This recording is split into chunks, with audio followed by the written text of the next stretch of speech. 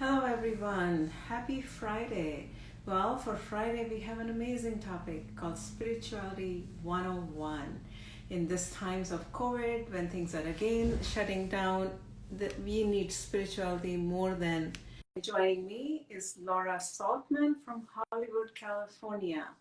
Laura has been, Laura, oh, there you are. I'm Great. here.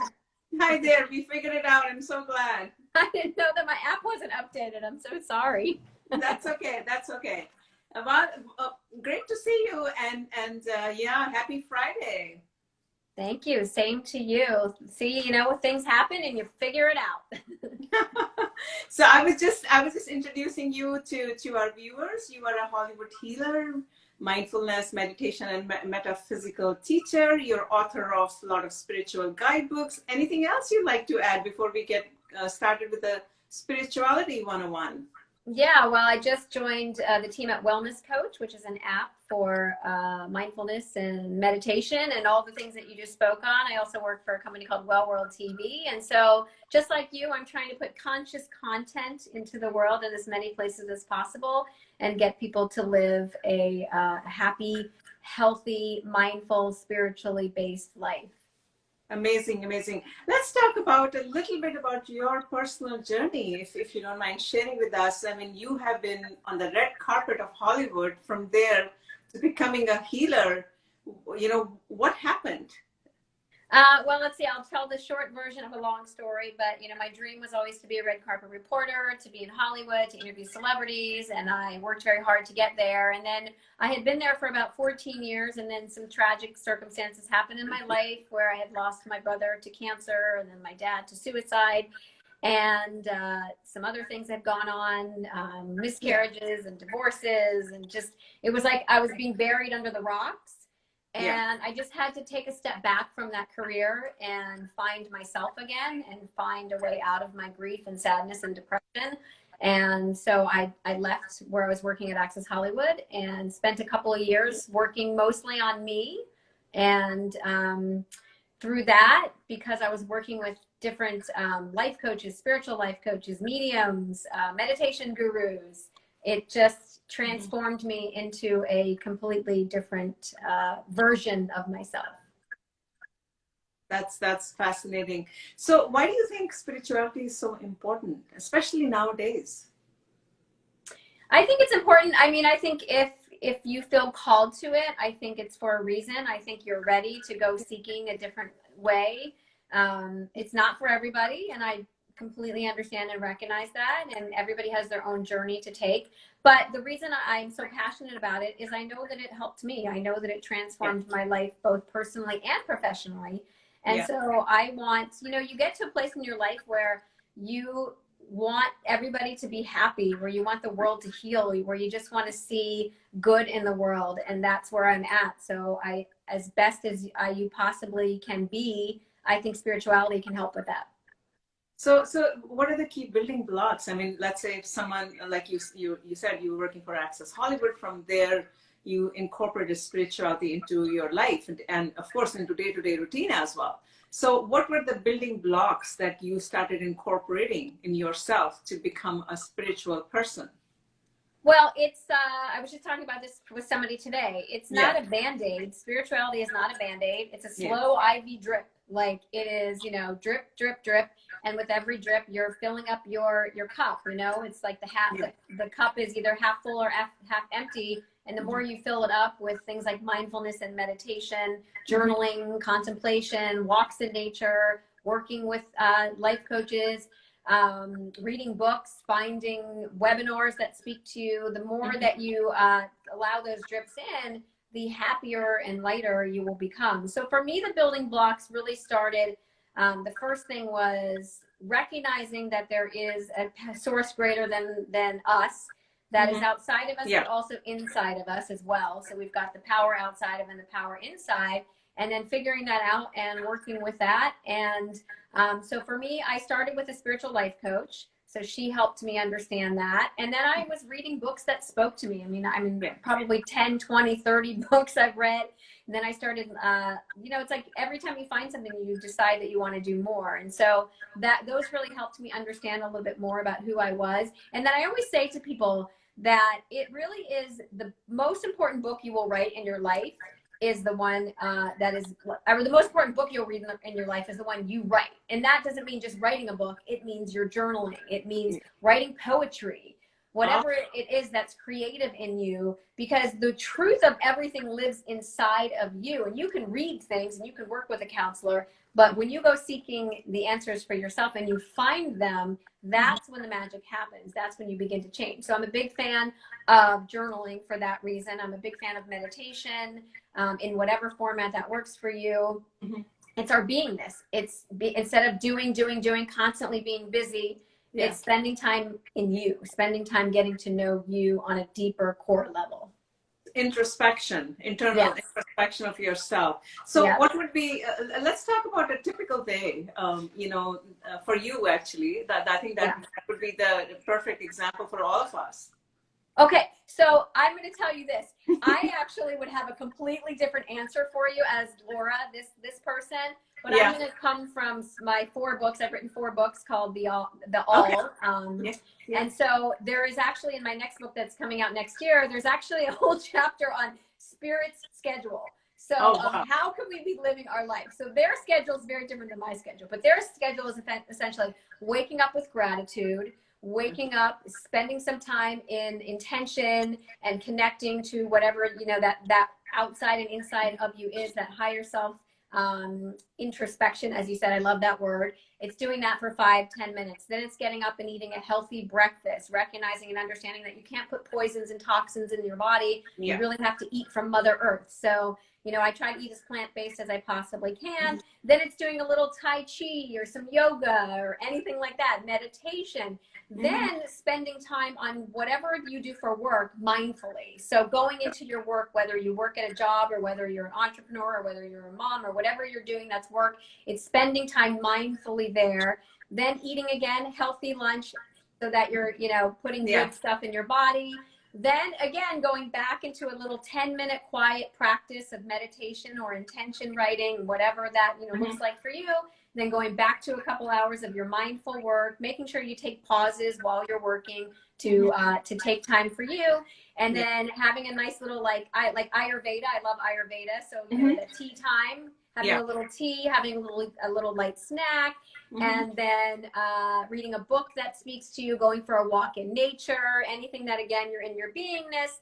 And then finally your dinner, and then going to bed, putting your phones down, putting your laptops down, at least an hour before bed, get rid of all that noise. And that's the schedule that Spirit would say, let's all use. But as you know, life takes over and you get busy. So if you can like pepper some of those things and make those choices throughout your day, that's better than doing nothing. Absolutely. So you talked about journaling, so should I write down what happens to me during the day? Is that what you mean when you said, keep a journal on a daily basis? Should I write down what kind of thoughts did I get today, whether they were negative or positive, sort of like a, computer database of my mind? I mean, what do I do throughout when you say journal? Is it like the way we were used to write when we were kids? Yeah, if anything, it's whatever's coming into your mind. If it's there for a reason. If it's there, it's trying to show you, like, hey, pay attention to me. It's like knocking at your door. So if you can focus and pay attention to your thoughts. So yeah, if something negative is coming to you, why not, write that down so it's, a fear that you need to work on. If something, it's like ringing in your ear. If there's a ringing in your ear, it's trying to get you to pay attention to your inner voice speaking to you. If you stub your toe and there's pain in your toe, it's trying to get you to pay attention. So there's a quote from my book, and it says, wherever there is still pain, there is still fear. So it's working with your fears. It's recognizing and understanding. And then on the flip side, write your joys down, write your gratitude down, write the things that you're grateful for, because what you focus on grows. So if you focus on the good that you have in your life and those happy, positive things, you'll be able to create more. But you can't avoid and ignore the negative. you work with the negative so that you can begin to chip away at whatever fears. So there's a little question that I ask myself every day and in my journal, which is, where am I holding on to fear today? And today's was about worry. I've been having some struggles with worry. I just told the story to somebody about, I fell and broke my wrist. It looks good now. God. It flips. Like, look at that. And it actually, but see the difference between that? I can't get any further than that. That's because I had broken this wrist. And so I've been having fear of falling again because I'm afraid to break my wrist again. So it's a fear that I have to chip away at every single day so that I'm not ending up creating that. So that's what I do. I work with that fear. So today was worry. So I work on some affirmations. I work on, you know, seeing myself being happy and successful and not falling down. I see myself riding a bike again and going for a swim again so that I can chip away at that worry that is within me. So now all of us, you know, like when we live in a community, which all of us in some sort of a community, you have been in an entertainment community, I'm here in Silicon Valley, you know, and you see people around you, generally speaking, whichever community you're part of, or someone else is doing so well, or someone else is making XYZ more money. In entertainment, I'm sure the same thing happens, right? Yeah. So it happens in all disciplines for that matter. So how do we control, like we don't get so overwhelmed with, oh my God, my friend and this and that, and then I'm not good enough. And, you know, all of us are sort of get into this rat race, right? What we call it here. Yeah.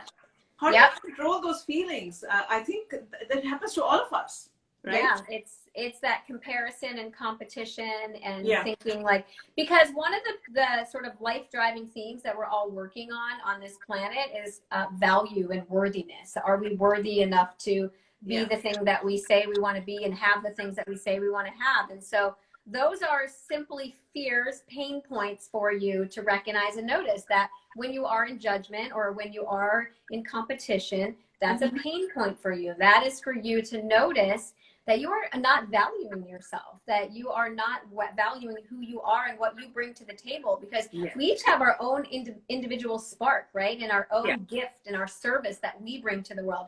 And so what if hundreds of other people, thousands, sometimes millions of other people are doing what you're doing? You have to value yourself and not worry about everybody else. Because if you do worry about everybody else and what they're doing, you'll only hold yourself back from receiving the gifts that you already have within you.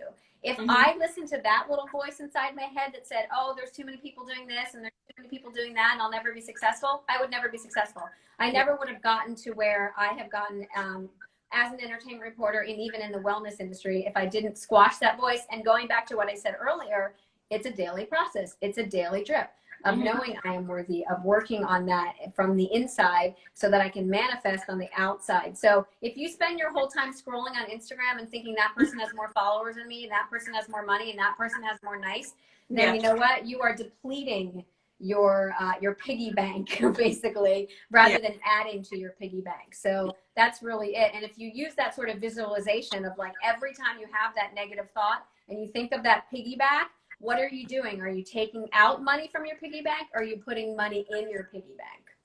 I think that's a very good way to think about it. Like think of your mind as a piggy bank, right? And that's what you're saying. Like, you know, how do you want your mind to function? So I think in your mind, how can spirituality inspire people to think better, live better, and love better? Because we are thinking, you know, thinking clearly with our mind. So what are your thoughts about, you know, the idea of incorporating spirituality in day-to-day life so all of us can think and live better and love better, right? Yeah, I think it's about decluttering your mind as much as possible, because really it's just thoughts. That's all it is. It's just a thought. It's a thought that is keeping you stuck, or it's a thought that is moving you forward. And so it's really a mind clutter. So if you think of like your mind as if it's a basement, and it's like my grandma had the most cluttery basement you've ever seen in your life. In fact, we probably just took everything to and sold it to, or took it to Goodwill. What we really should have done is gone through and find all the treasures that were probably in there, but we didn't. But that's really your mind. Your mind is that hoarder. It's a basement, and it's got all sorts of junk in it, right? Yeah. And you can't find the treasures if you leave it junky. you have to go through everything. You got to clear some of that stuff out. You got to find the treasures that are true about who you are. You got to get rid of the junk that says you're not good enough. You got to get rid of the people and the voices that are over here saying you'll never be this, you'll never be that, and just continue to clear. And actually what I found is a lot of times, and this doesn't go for everybody, but it does go for some people, that when you have a cluttered mind, that's when you have a cluttered space typically, whether it's your car or your home or your office space, you got stuff everywhere.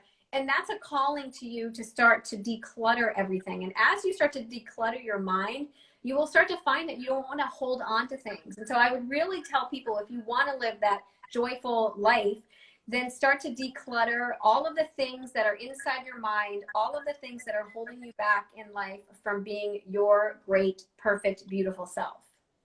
Yeah, well, I love the way you've done the analogy for the mind and our space.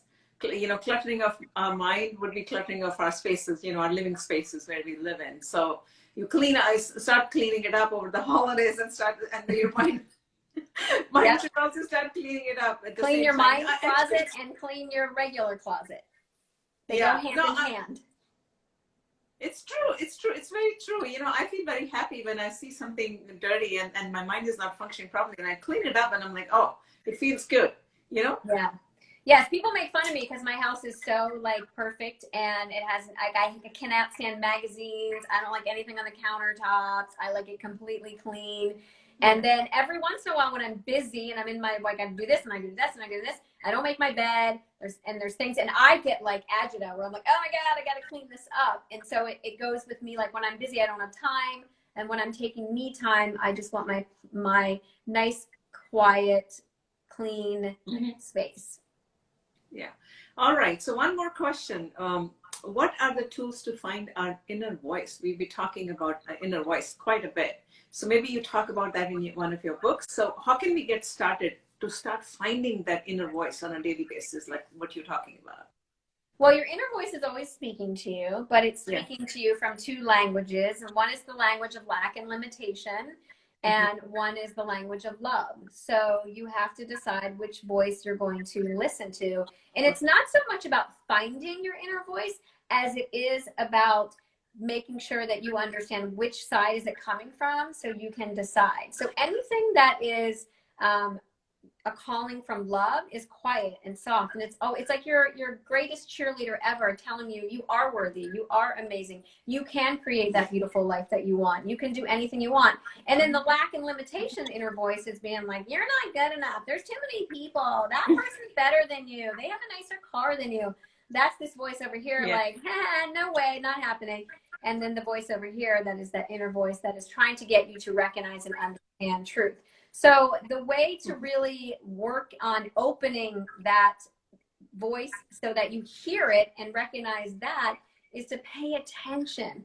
Pay attention to what the inner voice is telling you, and try as best as you can to only listen to the voice of love. Only listen to your cheerleader. It's like, think of it like if you had a mom and a dad, and one of your mom is, or a mom and a mom, and one of your moms was, oh my God, you're amazing. You can create anything you want. I'm so excited to see what you're going to put out into the world. You look beautiful today. You're healthy. You're happy. Okay, so that's on one side. And on the other side, the other parent is going, you're never going to be good enough. I can't believe you think you can do that. You're crazy. Do you see that person? That person is better than you. Well, when you're standing there at the crossroads of listening to the parent on this side who is loving and kind, and the parent on this side who is always cutting you down, and you get the choice to decide which one you'd rather hang out with, make that choice to hang out with those thoughts that are loving and kind towards yourself, and then push aside those other thoughts. And that's how you work with your inner voice that is always inside of you.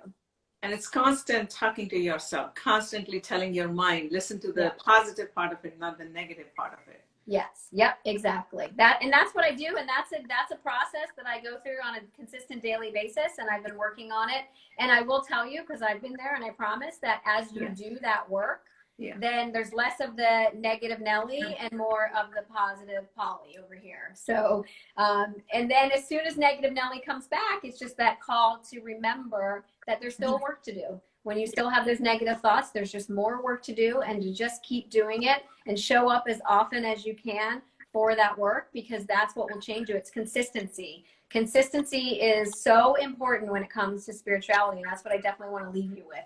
The more consistent you are with these practices, the better your life will be. But if you're not consistent, it's like going to the gym. You go to the gym, you pick up some weights. If you do that once a day for years on end, you're going to change. Your body will change. If you do it once a week, is your body going to change? No. Well, your mind works the exact same way. So when you do your mind work, when you get rid of your mind clutter, then you are going to transform and change. But it's got to be daily practices, and that's what will get you there. It's amazing what you're saying has a lot of correlation in Ayurveda. You know, Ayurveda, I'm not an Ayurveda expert, but I've listened to quite a few Ayurveda experts here. And they talk about what they call this dinacharya, daily regimen, right? I'm sure you know about that. And they also talk about seasonal, seasonal part of it called ritucharya. So that's exactly what you're saying, you know, in a more comprehensible way, not a Sanskrit terms here, but seasonal part also, they talk about cleansing your mind and cleansing your body to make sure that you function properly. Yeah, exactly. It's all, you know, it's like we all have the same wisdom within us. We all have the same stuff. We all know the same things. It's just how much of that clutter have we gotten rid of, so we can all find those gems and those jewels that live inside of us. And there's just the work that you do to get you there. And the more you clear it, the more clear you get. And that's when you have, you know, your clairaudience, your clairvoyance, all, you know, that's what clair is. Clear. It's clear hearing, clear seeing, clear vision. And it's just getting rid of all your junk will help you with all that. That's what happened to me. So if you had told me like 10 years ago, you know, I would be having a conversation like this, I would have laughed. Like, I don't know what you're talking about. I'm an entertainment reporter. But as I started to do all this work, all of a sudden, all of my gifts that we all have inherently started to open up, where I was able to become a channel and a medium and work with tarot cards and all this really fascinating stuff that I never would have been able to do on a red carpet, because I was too busy in my Hollywood world. And there's nothing wrong with being busy if you are busy with what you love. Like if you're doing something that you're passionate about and it's not work, that's beingness. But if you are stuck in something that you hate, then I would implore you to work on your mindset and work on your true beingness and getting rid of that negative voice, so you can actually start to do those things that you are passionate about. So work becomes a beautiful thing to you, rather than that word. That word work is like, it's like a negative word, isn't it? The minute you hear it, you're like, ugh. Work. And so you just want to work on you, so that work becomes love. No, it's beautiful. It's beautiful. And I think quite a few of us have been stuck in corporate jobs. You know, I'm not talking about you and me, but, you know, I have been working corporate life before, and you know, a lot of my friends, and you know, most of us feel like that if we are stuck in some kind of a, you know, work that's not fulfilling or mentally stimulating or taking us to the next level. And I think you're absolutely right on that.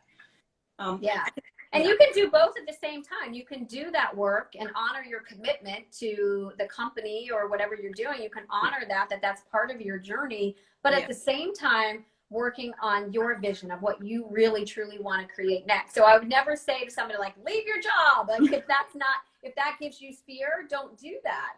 But certainly you can add, like say, like your piggy bank, like keep adding coins to your piggy bank of wisdom and knowledge and worth and all of that stuff. And as you add your mental stuff into your piggy bank, eventually that piggy bank is going to be so full and overflowing, where you get to a point where you're like, you know what, I'm so ready to go do the things that I'm passionate about. And the truth is, like, for me, you know, working as a reporter in Hollywood and entertainment, I made a lot more money doing that than I've been making as, you know, a wellness expert and an author and all of those different things. But I've been filling up my piggy bank with that. And now all of those mental coins are beginning to pay off, where I'm starting to now see that this new trajectory of my life is starting to pay off. So I promise you, if you do that work consistently, eventually you'll get to a place where you can make that leap to go do the thing that you are in service to in the world. Beautiful. That's absolutely good. Really beautiful what you just said. Well, thank you so much. Thank you. Yeah. Thank you for having me. Absolutely. And to all our viewers, please let us know the feedback. We are bringing these sessions to you almost every single day, and share our video sessions and give us the feedback. With that, I'd like to wrap up. Any final comments from you, or should I just wrap up from you, Laura? No, just follow me at Laura Saltman, and come join us on Wellness Coach, the app, and also at Well World TV, where I host shows as well. And I do tarot readings every Wednesday on my Instagram. So if you need some spiritual wisdom, just pop in there, and I would love to see you guys there. And thank you so much. I'm always grateful to do talks like this, and I appreciate it. Thank you. Thank you. And someone made a comment. They love this analogy of the piggy bank, which we talked about. I think that's an amazing analogy. With that, I'd like to thank you, and thank you so much. Have a great weekend. Bye-bye, everyone. Bye. Namaste, everybody. Thank you. Namaste. Namaste. Bye-bye.